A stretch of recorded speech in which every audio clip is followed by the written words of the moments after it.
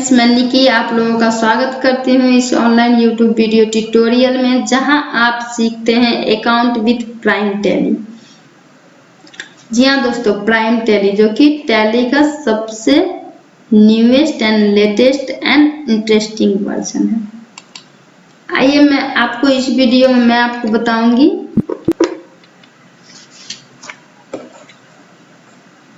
Accounting information, account की क्या information होती है वो। इसके लिए हम जाएंगे अकाउंटिंग इंफॉर्मेशन में।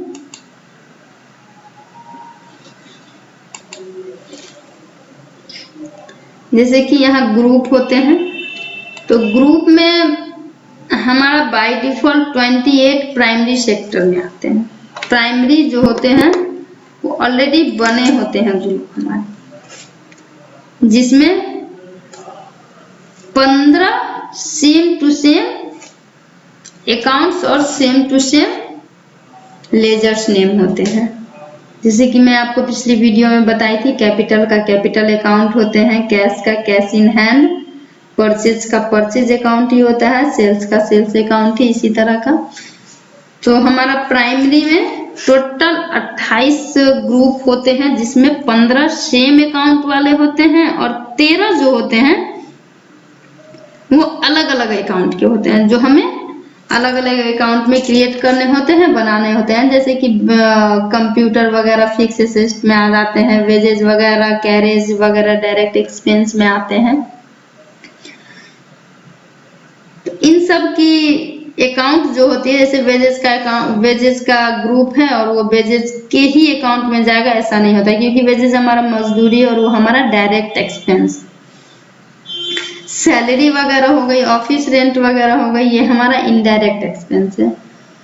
और जो ये ग्रुप है, लेजर नेम है, सैलरी ऑफिस रेंट का जो लेजर बनेगा उसे हम इनडायरेक्ट एक्सपेंस के अंडर में डालेंगे। तो डायरेक्ट एक्सपेंस क्या है? Expense which is related to factory manufacture और purchase then is called direct expense. Factory के मैन्युफैक्चर में जो मैन्युफैक्चर से रिलेटेड जो कुछ भी खरीदे जाते हैं या खर्च किए जाते हैं, उसे हम डायरेक्ट एक्सपेंस कहते हैं। और indirect expense, expenses which is related to office expense, then it is called indirect expense, as a salary, office room rent, room maker का रेंट, वेजेज, कैरेज वगैरह, ये सब हमारा इनडायरेक्ट एक्सपेंस में आ जाते हैं। कैश, कैसेट बैंक होता है, जैसे कि एसेट हमारा एक कैसेट बैंक आ गया, लैंड, बिल्डिंग, फर्नीचर आ गया, करेंट एसेट आ गया और फिक्स एसेट आ गया। इसी तरह हम there are 2 ledger period in a tally of like cash and profit and loss. Profit and loss account को हम कैश के लेजर ग्रुप में डालेंगे। उसके आगे हम आपको बताएंगे लेजर क्रिएट करना। ऐसे हम लेजर पे गए और यहां से हम लेजर क्रिएट करते हैं एक, मान लीजिए कोई बैंक का नाम देते हैं, state bank. State bank enter press करेंगे, इसका एलियास हमारा मतलब कि शॉर्टकट SBI हो जाता है। हमने इंटर प्रेस किया और ये हमारा किस बैंक के अकॉर्डिंग आएगा, ये किस अकाउंट के अकॉर्डिंग आएगा ये लेजर। तो जाहिर सी बात है, बैंक है तो बैंक अकाउंट के अकॉर्डिंग आएगा। हम लिस्ट ऑफ ग्रुप से बैंक अकाउंट सेलेक्ट करेंगे और इंटर प्रेस करेंगे। जैसे ही हमने यहाँ से बैंक की डिटेल सेलेक्ट की, बैंक, स्टेट बैंक की जो लेजर बना रहे हैं, बैंक अकाउंट सेलेक्ट किया,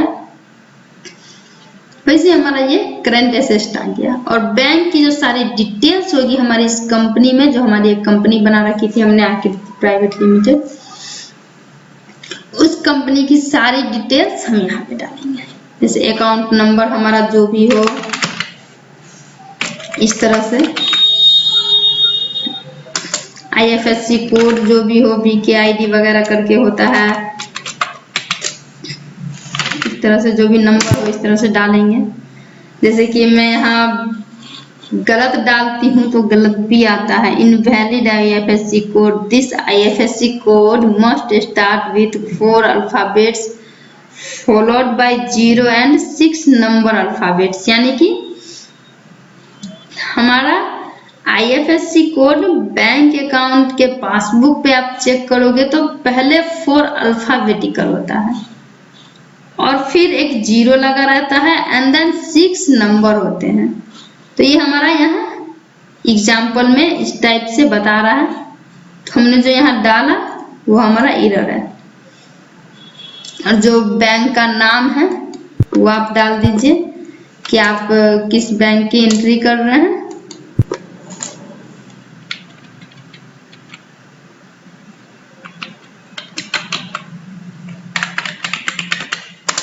देखिए अभी हमने सही डाला तो कोई एरर बॉक्स नहीं आया। बैंक का जो नेम है आपका वो डाल दीजिए।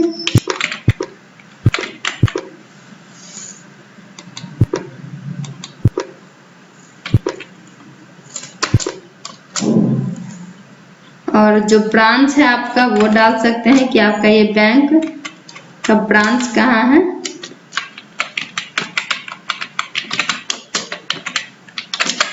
इस तरह से। और सेट चेकबुक, अगर आपको चेकबुक की कोई एंट्री करनी है या फिर चेकबुक का कोई कॉन्फ़िगरेशन देना है तो आप चेकबुक का यहाँ ऑप्शन यस कर सकते हैं, अदरवाइज नो रहने दें। अगर जैसे ही आप चेकबुक का ऑप्शन यस करते हैं तो आपका फ्रॉम नंबर चेकबुक का 2 नंबर किसे देना है, नंबर ऑफ चेक, जो चेक का नंबर है वो, और चेकबुक का नाम, जिसके नाम से चेकबुक है वो डालेंगे, फिर एक्सेप्ट करेंगे। और enable cheque printing, set a cheque printing configuration, cheque का जो प्रिंट चाहिए वो आपको चाहिए तो यस, नहीं तो नहीं। और सेट चेक प्रिंटिंग कॉन्फ़िगरेशन, और वो चेक का जो कॉन्फ़िगरेशन होता है उसे आप यस करना चाहते हैं यस कीजिए, वो अदरवाइज नो रहने दीजिए। नेम एड्रेस यहाँ भी डाल सकते हैं, जो एड्रेस यहाँ हमने फिलअप किया है वो, देन आप इसे एक्सेप्ट कर सकते हैं। आपका ये बैंक कौन से स्टेट का है वो आप यहाँ से सिलेक्ट कर सकते हैं लिस्ट ऑफ स्टेट से। अगर वो स्टेट नहीं दिया हुआ है तो आप यहाँ से न्यू स्टेट भी सिलेक्ट कर सकते हैं।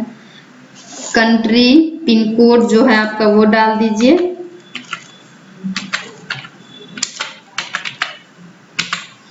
तरह से इंटरप्रेस करके आगे जो GST का जो भी नंबर होता है उस भी आप डाल सकते हैं।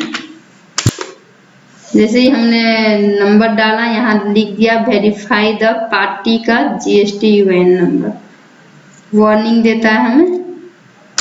एंड देन हम इसे यहाँ जो डेट होगी हमारी वो हम डालेंगे।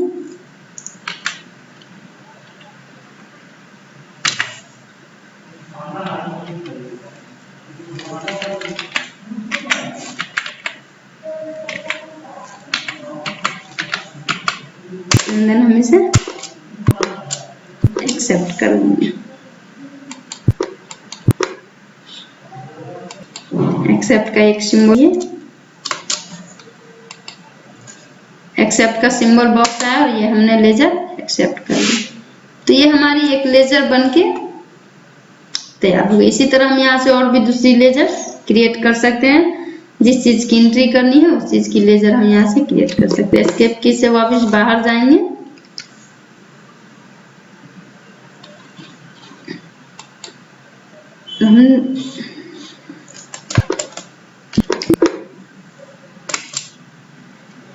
इसी तरह हम किसी भी कंपनी में वर्क कर रहे हैं, किसी भी कंपनी का लेजर क्रिएट करना है तो हम यहाँ मास्टर क्रिएशन में आकर के आराम से आसानी से कोई भी लेजर क्रिएट कर सकते हैं।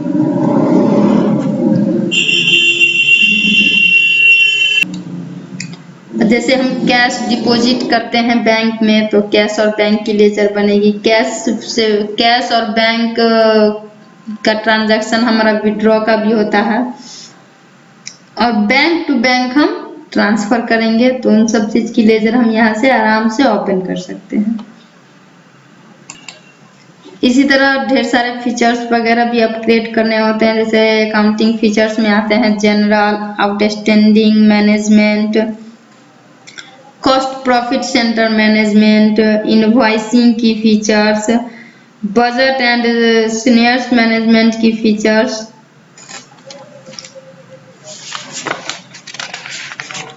अदर फीचर्स वगैरह आते हैं। इन सब का यूज हम टैली में वर्क करते वक्त करते रहते हैं। जैसा कि हमने पहले वीडियो में बताया था कि टैली प्राइम हमारा मल्टी लैंग्वेज को भी सपोर्ट करता है, तो मैंने आपको लैंग्वेज की भी कुछ डिटेल्स बताई थी कंपनी क्रिएट करते वक्त कि हमें कैसे लैंग्वेज क्रिएट करने हैं, सारे हमने यहाँ से बताया था आपको। हेल्प में सेटिंग में जा करके लैंग्वेजेस क्रिएट करना, जो भी लैंग्वेज होगा टैली ERP 9 भी हमारा मल्टी लैंग्वेज सपोर्ट करता था और टैली प्राइम भी हमारा मल्टी लैंग्वेज सपोर्ट करता है। और ये हमारे बैकअप और रीस्टोर भी सपोर्ट करती है, क्योंकि टैली प्राइम विश्व इंफॉर्मेशन है और टैली प्राइम हमारा मल्टी रिपोर्टिंग सिस्टम को भी सपोर्ट करता है, जैसे कि उसका विंडोज वगैरह।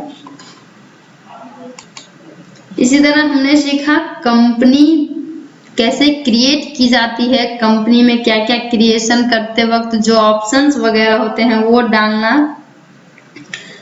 कंपनी की क्या फीचर्स होती है, करेंसी सिंबल कैसे डालें, लैंग्वेज सेट कैसे करें, किस चीज कौन से की से कीबोर्ड से प्रेस करेंगे और किस विंडोज पे जाएंगे वो जाना। तो फ्रेंड्स, आज की इस वीडियो में आपने सीखा कंपनी क्रिएशन कंपनी के अंदर लेजर ग्रुप बनाना, लैंग्वेज सेट करना और थोड़ी बहुत टैली प्राइम की डिटेल्स। तो अगर आपको ये वीडियो अच्छी लगी तो आप हमारे चैनल को लाइक कीजिए, सब्सक्राइब कीजिए, अपने दोस्तोnadoस्तों के साथ शेयर कीजिए। अगर आपको कोई डाउट है इस वीडियो में, आप दिए गए नंबर पर कॉल कर सकते हैं। अगर आप कुछ पूछना चाहते हैं तो बेझिझक इस नंबर पर कॉल करके पूछ सकते हैं, क्योंकि टैली प्राइम टैली ERP 9 से थोड़ा अलग है, इसे समझना थोड़ा डिफिकल्ट है, या फिर समझ गए तो समझना बहुत ही ज्यादा आसान है और इस पे वर्क करना काफी इंटरेस्टिंग है। टैली ERP 9 से ज्यादा इंटरेस्टिंग वर्क करना टैली प्राइम पे है। तो थैंक यू।